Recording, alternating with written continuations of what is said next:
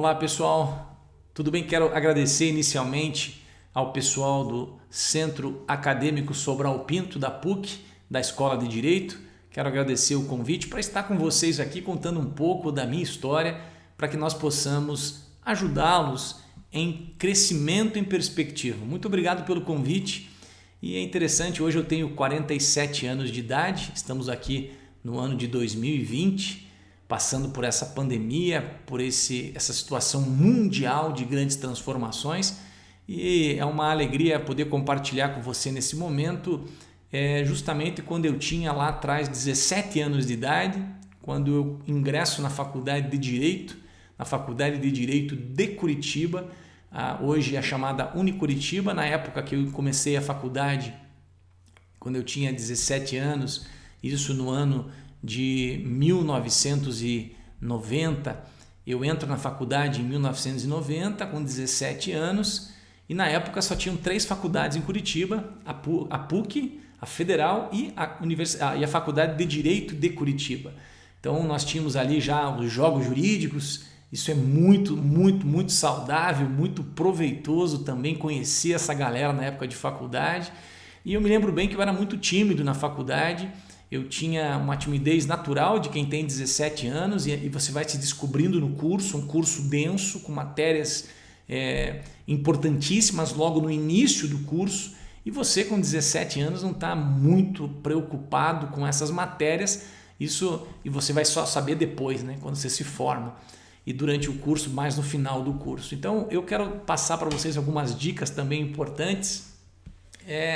Eu entro na faculdade, portanto, com 17, me formo com 22. No decorrer da faculdade, eu sempre gostei muito de direito público, direito administrativo, direito constitucional. Não gostava muito de direito penal, direito processual penal. Sempre fui muito bom também em processo civil. E muitas amizades, fiz muitas amizades. E uma dica importante, tenha um network muito legal, porque isso faz a diferença na sua vida pessoal e profissional. E durante a faculdade eu fiz estágio na Defensoria Pública do Paraná. Na época foi um estágio que me ajudou muito, fiquei 1 ano e meio atendendo pessoas na defensoria, desenvolvendo a oralidade, que é uma habilidade importante para quem faz direito. E fiquei nessa defensoria, nesse estágio, 1 ano e pouco, 1 ano e meio praticamente. E quando me formei, eu tinha já idealizado um sonho que era passar em concurso público. Então eu me formo com 22 anos, me direcionando para concurso público e começo ali a minha jornada de concurso público. Eu sempre digo para os meus estudantes, para os meus queridos estudantes da PUC, onde eu dou aula de graduação e pós-graduação também, eu sempre digo que eu não passei no meu primeiro concurso, nem no meu segundo concurso, nem no terceiro concurso público, nem no quarto, nem no quinto. Então eu fiz vários concursos públicos de diversas áreas, mas sempre focado na área jurídica, e o meu primeiro concurso que eu passei foi para tenente da aeronáutica. Então eu já namorava na época, queria casar e comecei a enxergar as oportunidades de concurso público justamente para realizar um outro sonho também, que era constituir família. Isso eu passo nesse concurso no ano de 98. Então eu me formei em 95, meio do ano de 95, começo a estudar, 1 ano e meio depois, já estudando bastante, eu passo nesse concurso para a aeronáutica, um concurso público que me possibilitou passar em 7º lugar no Brasil. Eram 23 vagas e nós fomos morar em Pirassununga. Na sequência eu noivei e casei. Então isso me impulsionou para realizar o outro sonho, que era constituir família. E uma coisa muito interessante que eu estudava antes de passar nesse concurso, estudei 1 ano e meio, 1 ano e 7 meses praticamente, mas estudava 8 horas por dia, e chegando nas fases finais ali desse período, na época final desse período de 1 ano e pouco, eu estudava até 12 horas por dia.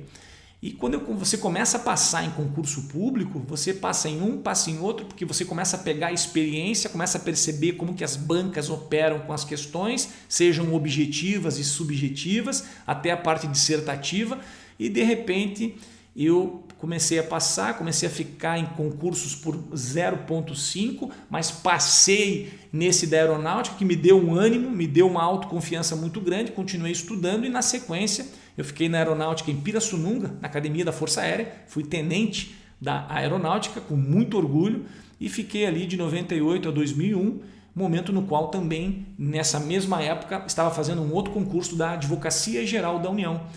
E no ano de 99 comecei a fazer esse concurso e ele demorou um pouquinho, finalizamos o concurso e fui chamado em 2001 para a Advocacia Geral da União e aí sim minha vaga como advogado público federal em Brasília. E aí então saímos de Pirassununga, eu, a minha esposa e naquela época a gente já 2, 3 meses de casamento já engravidamos, temos 2 filhos, o Luiz Otávio com 20 anos hoje e a Marina com 15 anos hoje também. Então ali foi o nascedouro da nossa família, a nossa vida conjugal, a nossa vida familiar e daí saímos de Pirassununga e vamos para Brasília e onde eu começo a atuar como advogado da União na consultoria jurídica do Ministério do Meio Ambiente. E ali eu aprendi coisas importantíssimas que eu quero passar para você como advogado público. Eu era advogado público do consultivo, trabalhava na consultoria jurídica do Ministério do Meio Ambiente e ali eu aprendi que o advogado que mais cresce é o advogado que ouve, sabe ouvir, principalmente a área técnica. Na área ambiental, por exemplo, em direito ambiental, saber ouvir a área técnica era fundamental. Mas muitas vezes na faculdade a gente acha que o advogado resolve tudo, né? Tá na lei. Não, saia do tá na lei e comece a ouvir os técnicos para que você consiga conjugar uma tese mais convincente perante o Poder Judiciário, por exemplo. Então, é muito interessante essa experiência que eu tive em Brasília. Eu atuei em Brasília em questões internacionais envolvendo a Organização Mundial do Comércio, a OMC, momento no qual fui para a Suíça com a delegação brasileira justamente para assessorar os diplomatas brasileiros nas questões envolvendo recursos hídricos, que era matéria ambiental que eu sabia muito bem, inclusive recurso hídrico, água, eu passei a ser uma referência no Brasil na ocasião, porque eu operava no Conselho Nacional de Recursos Hídricos como o assessor direto do ministro naquela ocasião. E muito interessante essa experiência e voltamos para Curitiba em 2005, ficamos 2001, 2005 até ficamos em Brasília, depois de 2005 para cá voltamos para Curitiba na remoção, estamos até hoje e aí a gente começa a trazer as experiências, entrei no mestrado na PUC depois, na área de Direito Socioambiental, o meu orientador, o professor Vladimir Passos, trabalhamos a questão dos regimes jurídicos, o regime jurídico da água mineral no Brasil e de repente eu consigo participar de um edital da PUC para dar aula e entro em 2012 na PUC como professor. Então veja como as coisas vão se ligando e você vai aproveitando as oportunidades. Finalizei meu mestrado em 2011 na PUC, fui representante discente do Consum, atuei ali fortemente representando os estudantes de mestrado e doutorado do PPGD, isso em 2011. Em 2012 eu participo do edital, entro para dar aula na PUC como professor de ética profissional e estou até hoje com muita alegria e satisfação justamente compartilhando nesses poucos minutos a minha história. Tive muita superação, sem dúvida nenhuma, principalmente o que me ajudou, meus pontos fortes, a minha comunicação, que não era um ponto forte, eu fui desenvolvendo no decorrer da minha história como advogado, também na época da aeronáutica, na faculdade era muito tímido, como mencionei para vocês, mas sempre tive bons amigos, pessoas que me colocavam para cima. Essa é uma dica muito importante. E uma coisa fundamental que me ajudou, não desista. Saiba diferenciar entre desistir e desanimar. Você pode até desanimar, mas não desista. É por isso que eu sempre digo nas minhas palestras, nos meus treinamentos, eu dou palestra em todo o Brasil, principalmente para jovens empreendedores, incluindo aqui os advogados, não desista. Você pode até desanimar e dance até chover. E para finalizar, eu quero contar uma história para vocês, que é justamente que eu aprendi quando alguns jornalistas foram para uma tribo e essa tribo dançava e de repente a água começava a cair, começava a chover. Os jornalistas filmaram a dança, levaram para suas cidades de origem, começaram a dançar e não chovia.